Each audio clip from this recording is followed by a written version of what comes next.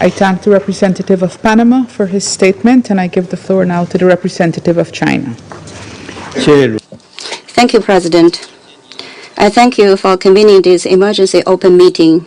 I also thank Secretary General Guterres for his statement, and ASD Yencha and Director General Grossi for their briefings. Yesterday, the United States conducted strikes on 3 Iranian nuclear facilities in Fordo, Natanz, and Isfahan. China strongly condemns the U.S. attacks on Iran and the bombing of nuclear facilities under the safeguards of the IAEA. The actions of the United States seriously violate the purposes and principles of the UN Charter and international law, as well as Iran's sovereignty, security, and territorial integrity. It has exacerbated tensions in the Middle East and dealt a heavy blow to the international nuclear non-proliferation regime. The international community must uphold justice and make concrete efforts to cool down the situation and restore peace and stability. In this connection, I wish to put forward 4 appeals. First, we call for an immediate ceasefire and ending the hostilities.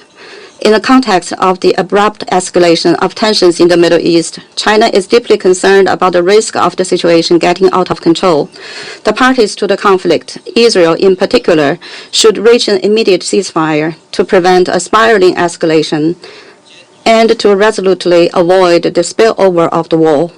The parties concerned should abide by international law, curb the impulse to use force, and avoid exacerbating conflicts and adding fuel to the fire.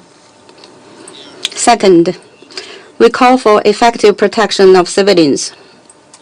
The ultimate victims of all conflicts are the innocent people. China is deeply saddened by the large number of civilian casualties caused by the conflict. Civilians and civilian facilities must not become targets of military operations. And the bottom line of international humanitarian law must not be breached. Parties to the conflict should place the interests and well-being of the people of the countries in the region above everything else, and make every effort to avoid harm to innocent civilians and refrain from attacking civilian facilities. Third, we call for commitment to dialogue and negotiation. Peace in the Middle East cannot be achieved by the use of force. Dialogue and negotiation are the fundamental way out.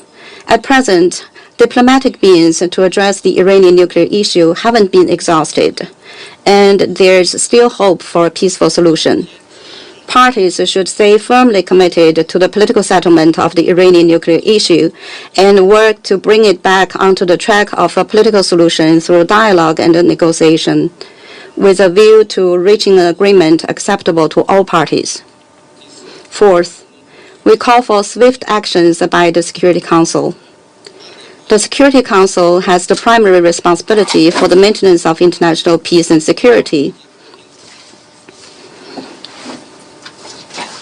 and cannot stand idly by in the face of a major crisis. Russia, China, and Pakistan have proposed a draft resolution calling for an immediate and unconditional ceasefire, the protection of civilians, respect for international law, and engaging in dialogue and negotiation. We hope that Council members can demonstrate their strong sense of responsibility by jointly supporting the draft resolution to enable the Security Council to fulfill its responsibilities for the maintenance of international peace and security. China stands ready to work with the international community to foster synergy, uphold justice, and make unremitting efforts to restore peace and stability in the Middle East. Thank you, President. I thank the representative of China for his statement, and I now give the floor to the representative of Greece. Thank you, Madam President. Let me start by thanking the Secretary General for his introductory remarks.